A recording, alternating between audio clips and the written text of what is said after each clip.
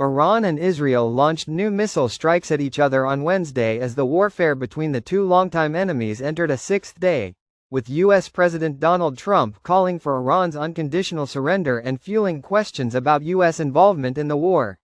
Israel launched wide-scale airstrikes against Iran's nuclear facilities, military sites and private residences on Friday, killing top commanders, scientists, and civilians. It claimed the strikes are part of a broader operation codenamed Rising Lion, to deter Tehran's nuclear ambitions, which the latter has consistently denied, saying its uranium enrichment program is for civilian purposes. The Israeli military said 2 barrages of Iranian missiles were launched toward Israel in the first 2 hours of Wednesday morning. Explosions were heard over Tel Aviv. Israel told residents in the area of Tehran to evacuate so its air force could strike Iranian military installations. Iranian news websites said explosions were heard in Tehran and the city of Karaj, west of the capital. Iran's Revolutionary Guard Corps, IRGC, said that hypersonic missiles were used during the latest attack on Israel, AFP reported. The 11th wave of the Proud Operation Honest Promise 3 using Fatah-1 missiles was carried out, the Guard said in a statement carried by state television, claiming that Iranian forces have gained complete control over the skies of the occupied territories.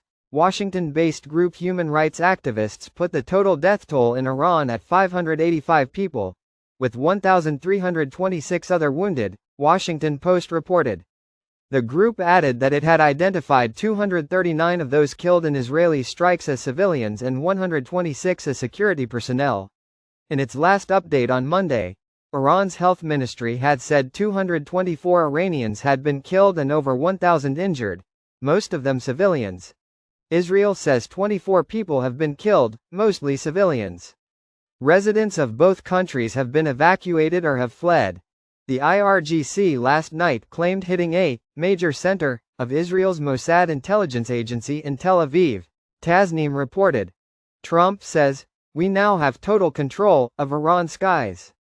In a series of posts on Truth Social, Trump's increasingly irate tone and choice of words indicated that the U.S. was not far from intervening to support Israel, its closest ally in the region.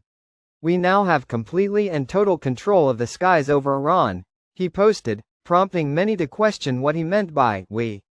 The U.S. president has maintained that his country is not involved in the Iran-Israel conflict yet, but threatened Iran with severe consequences if it targeted U.S. troops and assets in the Middle East.